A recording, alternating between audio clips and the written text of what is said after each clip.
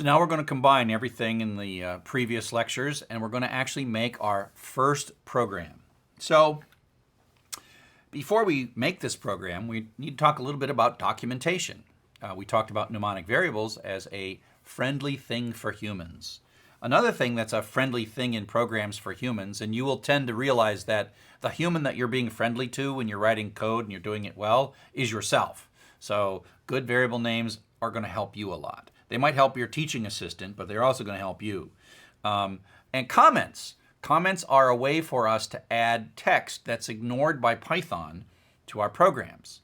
And so it's a great way to give a little idea what's going on in code. Maybe there's a couple of lines coming up that are 10 lines long that's a little complex, and you want to say, oh, all this is really doing is reversing the order of these two things, or who knows what. Or you might document who wrote the code, and you can actually just take a line of code and put a pound sign in front of it, and then instead of deleting the line of code. And sometimes you do that for debugging. You add debugging code, and then when you don't want the debugging code, you just put a pound sign in case you want to take the pound sign out to turn the code back on. So I use it as a way to turn it off and on lines of code. So here is our word frequency that we keep coming back to. And what I've added here is I've added 4 comments. I've added comments that basically help us understand what's going on. And remember, I call these like paragraphs. Our first paragraph has human readable code, human readable text. Get the name of the file and open it. That's what's going to happen in the next 2 lines. These next 5 lines are count the word frequency. Maybe I should say make a histogram. So make a histogram. And you can just read this. And so again, don't think of this as like the teacher's telling you that you got to write comments. Think of this as like, I'll write comments so I remember what I was doing here. Why did I write this code? So write the comments to help yourself out. And now here, the last thing, we're all done and we're printing the stuff out. Okay? So that's comments. It's an important part of documenting your code so that you can figure it out later. And again, the human who's going to like you for doing all this stuff is you. Right? So you, this is you, and you're giving a gift to the future you. Right? So you are writing comments so that the future you can read the comments, because in a day or a week or a month, you won't quite remember what you were doing. So go ahead and write comments, but don't write them because I said so. Write only the ones that you find useful, and don't do something like x equals 1, pound sign, put 1 in x. That's kind of silly. I mean, everyone can figure out what x equals 1 means. So you don't put silly comments in just for silliness.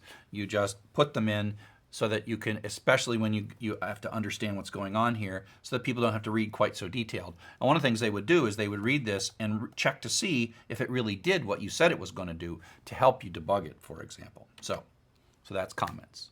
Documentation, very important. Okay, so now we're going to do our first programming code.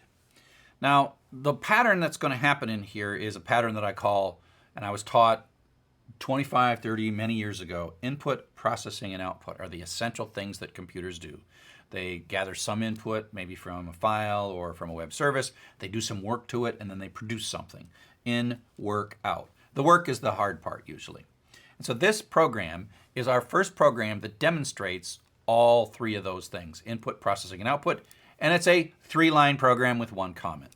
So the problem that this program is trying to solve, for those of you who have traveled in the US and traveled everywhere else, is that the ground floor in hotels in most of the world is the 0 floor.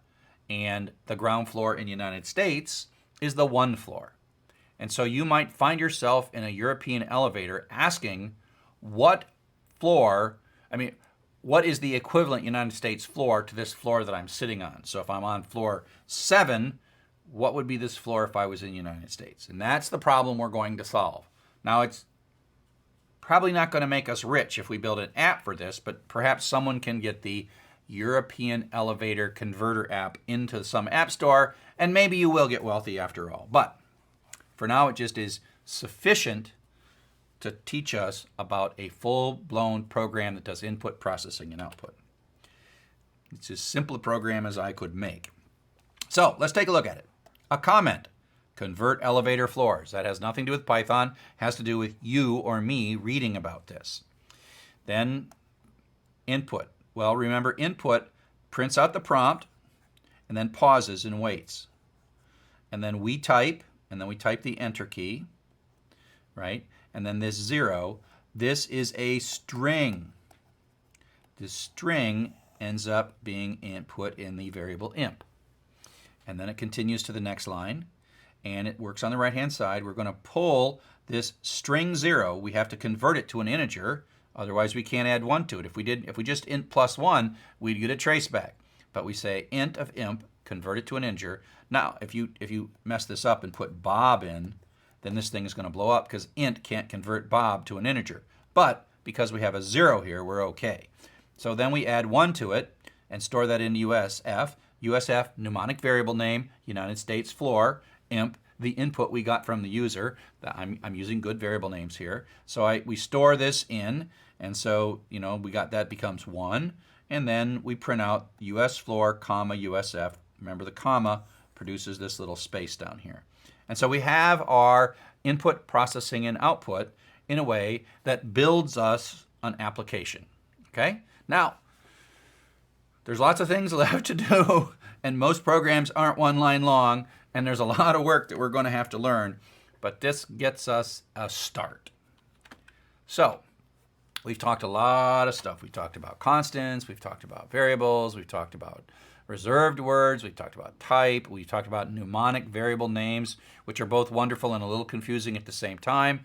Operators, operator precedence, focus a little bit on division, where we talk about Python 2 versus Python 3, type conversion and comments, and then writing an entire program. So up next, we're going to start talking about conditional execution using the if and the else and other of the reserved words. And this is where some of the intelligence starts to seem to come into computers. So up next, conditional execution.